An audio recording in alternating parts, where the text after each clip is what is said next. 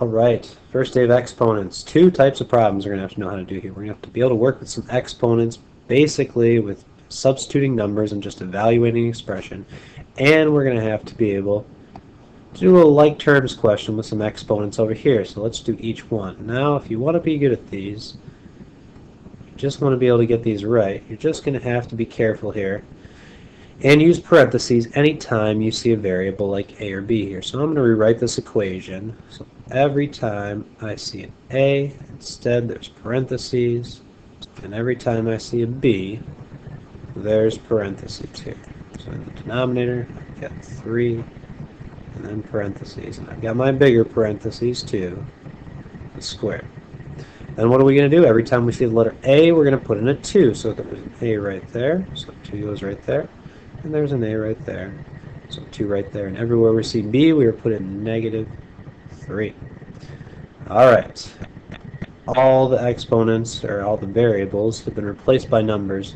Now we follow the famous rules of algebra. Parentheses first. Anything inside the parentheses followed by the exponents. There's a couple things we can do at once here.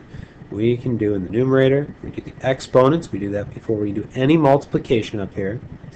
And in the denominator, we will do what's inside the parentheses, all the way inside those big parentheses right there. So we will just write a big old fraction bar and look up top here. This becomes 4 times 2, and then -3 to the third power. Let's think about what that means here. -3 to the third power means -3 times -3 times -3. 3 times 3 is 9, times 3 again is 27. Negative times negative is a positive, then times negative again, and we're back to a negative. So right here, we get -27. In the denominator, what do we do here? We did 3 times 2, that was just 6, and we still have that squared right there. Alright, so now we're ready to do some multiply here. We can just do it from left to right. Doesn't really matter. In the numerator, we'll do 4 times 2, that makes 8. And I have to multiply it times -27, and 6 to the second power, that's 6 times 6, that makes 36. So we get some big numbers here, but we can handle it. 8 times -27 is negative, let's see, 8 times 27, -216, -216, and then divided by 36 is -6. Alright, it's bigger numbers, but use a calculator, whatever we got to do. Other type of question is some like terms question with exponents here.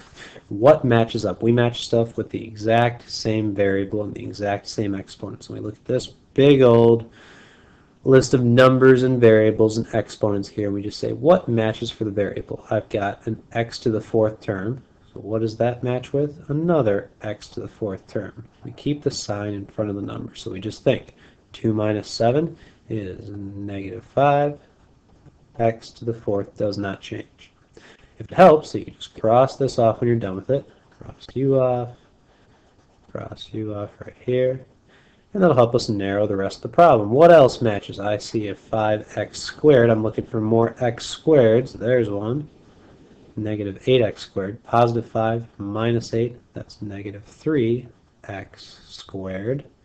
X squared does not change.